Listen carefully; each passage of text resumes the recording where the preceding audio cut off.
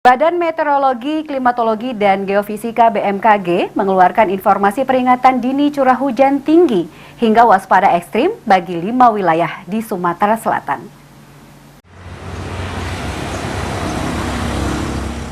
Badan Meteorologi, Klimatologi, dan Geofisika BMKG mengeluarkan informasi peringatan dini curah hujan tinggi hingga waspada cuaca ekstrim di wilayah Sumsel.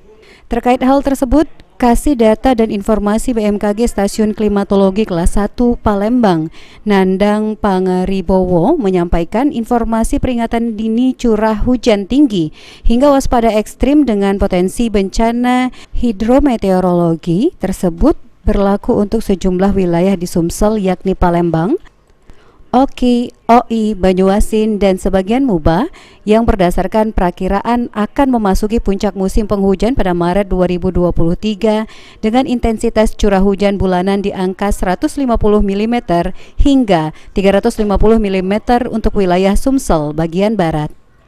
Jadi karena di wilayah Sumatera Selatan umumnya ada beberapa di daerah wilayah Sumatera Selatan yang puncak musim hujannya itu terjadi di bulan Maret. Jadi masyarakat dihimbau untuk mewaspadai potensi puncak musim hujan di bulan Maret. Khususnya kami juga telah memberikan informasi peringatan dini curah hujan tinggi yang kondisi waspada sedikit ekstrim, yaitu di Palembang, Oki, OI, Banyuasin, dan sebagian Muba. Itu kami telah keluarkan peringatan dini curah hujan tinggi di bulan Maret. Demikian. Oke, itu maksimal berapa Pak intensitasnya Pak? Ya, untuk curah hujan bulanannya itu rata-rata berkisar mulai dari di wilayah Sumatera Selatan mulai dari 150 mm sampai dengan 350 mm itu untuk wilayah Sumatera Selatan bagian barat. Ditambahkan Nandang Pangaribowo, informasi peringatan dini sendiri dikeluarkan BMKG lantaran masih ada beberapa faktor yang membuat uap air dengan jumlah banyak masuk ke Indonesia.